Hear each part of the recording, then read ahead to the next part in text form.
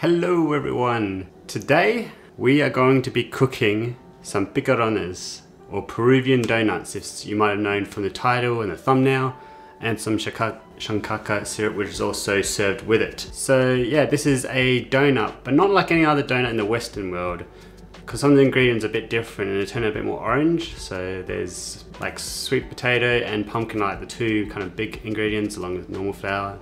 And this is just served on the street, like by street vendors. And I first heard about this type of donut when watching a Netflix show called Street Food Latin America.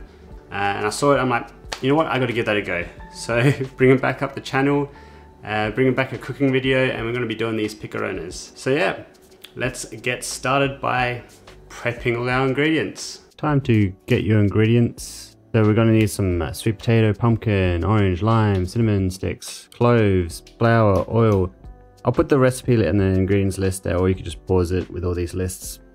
First thing you wanna do is to boil some water and get your spices ready to be put in. So this is 2 cinnamon sticks, star anise, and about a teaspoon of cloves.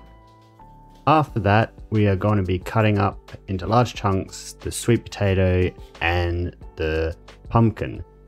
So just peel off the sweet potato, large chunks, do the same thing with the pumpkin, and I just put them into bowls separately and get that ready before it starts boiling the water.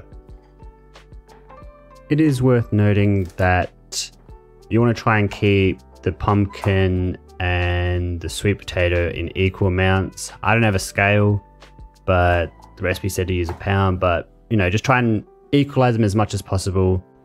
Once the water is boiling, or if you're like me and you did the boiling of the water after you cut up the vegetables, just get as close to boiling and just add in your spices and then add in your pumpkin and your sweet potato. As it's cooking, you want to be checking for if it's cooked, just, you know, pushing through. The pumpkin will cook before the sweet potato, so you will end up scooping out the pumpkin and getting all the pumpkin and leaving the potato in for a little bit longer. You will also be wanting to save half a cup of this boiled water, the kind of starchy potato stuff, which we'll be using later. So just keep that to the side.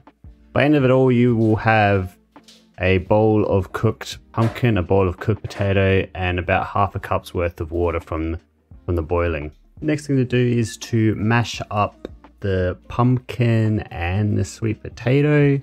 This is a pretty simple procedure. Just grab a fork, or if you have a puree, make it into puree form, and just, yeah, mash it all up. So next up, we are going to be making the dough. So with our mashed sweet potato and our mashed pumpkin, we are going to grab our half cup of water we have reserved from the boiling. It should be fairly cool down now. We're going to add that to the bowl. We are also going to add in a tablespoon of sugar and a tablespoon of instant yeast. Then we are just going to be mixing that all around until it's all kind of well mixed together, and then leaving for 5 minutes. Oh my god, it's so fluffy! Okay, I don't know if that's meant to happen or not, but we'll roll with it. Oh dear. It is meant to be this fluffy. I was a bit surprised because I've never seen this before with the yeast, but yes, so it is meant to be fluffy. This is a good sign from the research I've done. After that, we are going to be putting in 2 eggs, and then 3/4 of a cup of the sweet potato and the pumpkin, and also some salt to taste. I don't know why, that's just what the recipe did, so I thought, you know, might as well add it in. Gotta follow the recipe where we can. Don't want to divert too much. And then once all that is added to the bowl, we are just going to be mixing it well, nice and well, so it's all, you know, entwined together. Once the yeasty puree mixture has been all twined together, we are then going to be adding flour. So this is 3 cups of flour. What I did was I added 2 cups to begin with, and then slowly started adding more, just so we can get the kind of doughy consistency. And the consistency we are aiming for is to have it it's not going to be like a dough like bread. It's going to be kind of liquidy, but kind of also stringy as well. It might take a little while to get there. So yeah, kind of shiny, but also kind of still stringy, liquidy, and doughy. It's kind of hard to describe, but you'll see at the end when I decide to finish, because I just thought, no, it's probably good enough. Probably good enough. We are then going to be wrapping it in a damp towel and then putting it in a warm place to rise or double in size. And a trick that I've learned is to just turn the light on in the oven and then chuck it in there, and it'll be ready in about an hour. Next up, we are going to be making the Chancaca syrup, which is served with the picarones. On the street side vendor says it's kind of like a kind of syrup that goes on top, and you serve it warm. We are going to be starting off by getting the rind of 2 limes and an orange. If you have a grater, use a grater or a microplane. I don't have any of those things, so I just cut off kind of slices off the lime and off the oranges. One day I'll get a grater or a microplane, but today is not that day.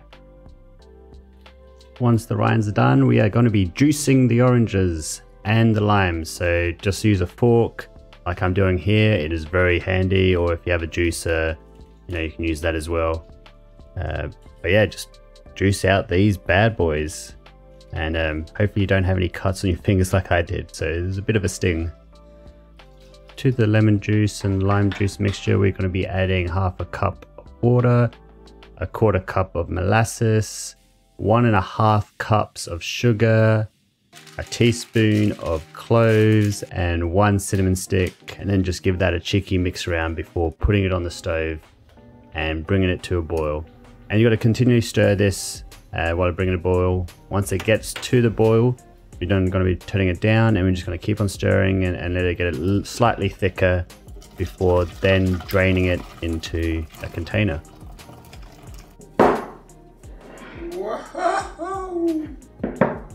After the syrup is done, it's probably time to check on the dough to see if it has risen double in size.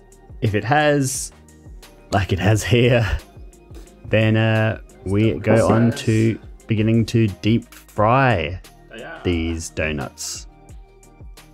Using the old wooden chopstick method to check if the temperature of the oil is ready to go. And then we start deep frying. And a big thing when handling this is to make sure your hands are completely drenched with cold water. This will help the dough not stick to your hands when putting into the deep fryer. Once we put it in the deep fryer, we then just kind of use our chopstick and just make a kind of little circle, and then we just let that cook for about 20 seconds on one side and 20 seconds on the other side, or until really golden brown, like really brown, and that will ensure that this is fully cooked. And you just do this for all the donuts as much as you can. Just put into little handfuls, and yeah, just make them. They don't have to be perfect sizing. This is kind of all over the place, and that's kind of how they're meant to be, and that's how I saw them as on this Netflix show. Then all you do is, once you put them in the wire rack, serve warm with some Chancaca syrup, and then just dig in. Hey guys, so this is picarones with the Chancaca sauce. I'm gonna give it a taste. Hopefully they're nice and cooked. Oh my god. Still a bit on the doughy side, but that could just be because I'm doing it too large maybe. Oh, but it tastes so good. This sauce is really nice. This is gonna be my lunch. I'm cooking up the rest of the donuts. It's definitely cooked on the inside, so they're definitely all cooked. But I've never had an authentic picarones, so I'm not sure what it's meant to be like and what it's meant to taste like, but they're pretty damn good. And the Chancaca sauce is pretty, like, it just adds zest and that sugariness. Like it's pancake syrup, but just add like lemon and like that little bit of zestiness to it. And a bit of spice from the cinnamon and the cloves. But this is sick. saw this when I was watching something and it looked really fun and interesting. Like, oh look, that's pretty cool. Seems simple enough. A bit more involved, but pretty damn tasty. And there we have picarones with Chancaca syrup. So I hope you enjoyed this cooking, this recipe. It was quite tasty, and maybe you should give it a go yourself. Go check out some other videos. I've done a few vlogs and lifestyle videos. We're going to be doing more cooking after this as well. Peace out, and let me know if you have any ideas of what I should try and make next time around.